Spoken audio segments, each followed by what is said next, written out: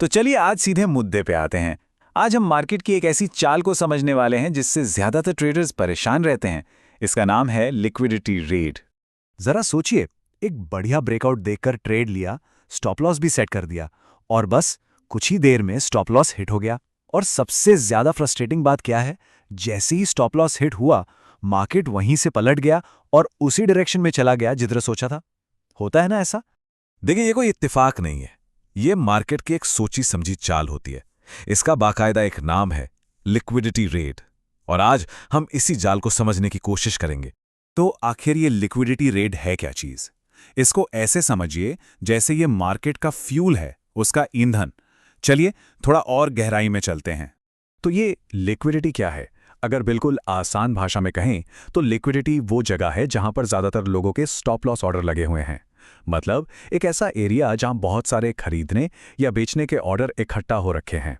अच्छा, तो सवाल यह है कि मार्केट ये रेड करता ही क्यों है? देखिए, पहला, मार्केट को कोई भी बड़ा मूव करने के लिए फ्यूल चाहिए और वो फ्यूल ही लिक्विडिटी है। दूसरा, इसीलिए वो उन जगहों को ढूंढता है जहां ढेर सारे स्टॉप लॉस एक साथ लगे हों। और तीसरा, जैसे ही वो स्टॉप लॉस ट्रिगर होते हैं, मार्केट को अपना फ्यूल मिल जाता है और असली मूव शुरू होता है। ज्यादातर केस में एकदम ऑपोजिट डायरेक्शन में। ठीक है, थ्योरी तो समझ में आ गई, लेकिन ये चार्ट पर असल में दिखता कैसे है? चलिए अब इस जाल को ना एक्शन में देखते हैं, ताकि अगली बार इसे आसानी से पहचाना जा सके। कहानी शुरू होती है एक बिल्कुल साफ सुथरे पिछले हाई से, एक ऐसा रेजिस्टेंस लेवल जिस पर सबकी नजरें टिकी हुई हैं। और फिर प्राइस उस हाई को तोड़कर ऊपर निकल जाता है।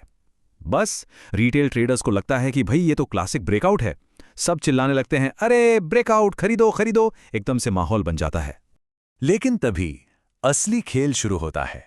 कीमत उस पुराने हाई के ऊपर एक लंबी सी विक, या जिसे शैडो कहते हैं, वो बनाती है और फिर धड़ाम से नीचे। वो ब्रेकआउट कुछ नहीं, बस एक धोखा था, एक जाल था।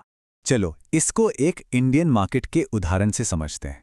मान लीजिए निफ्टी का पिछला हाई है 22,500। अब ज्यादातर लोग अपना स्टॉप लॉस कहां लगाएंगे? शायद 22,520 के आसपास। तो मार्केट क्या करेगा? वो जानबूझकर 22,530 तक जाएगा और बस सबके स्टॉप लॉस हिट। जैसे ये होता है ना, मार्केट को अपना फ्यूल मिल जाता है और वो तेजी से नीचे गिरना शुरू कर देता है। बस यही थी लिक्विडिटी रेट। तो अब सबसे बड़ा सवाल, इस जाल से बचें कैसे?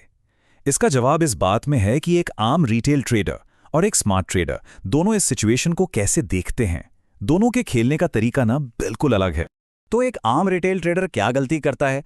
वो ब्रेकआउट देखते ही फौरन कूद पड़ता है ट्रेड में, स्टॉप लॉस एकदम टाइट लगाता है और किसी भी कंफर्मेशन का इंतजार तो करता ही नहीं। अब दूसरी तरफ एक स्मार्ट ट्रेडर क्या करता है? वो इंतजार करता है। वो पहले ये स्टॉप लॉस हंट होने देता है।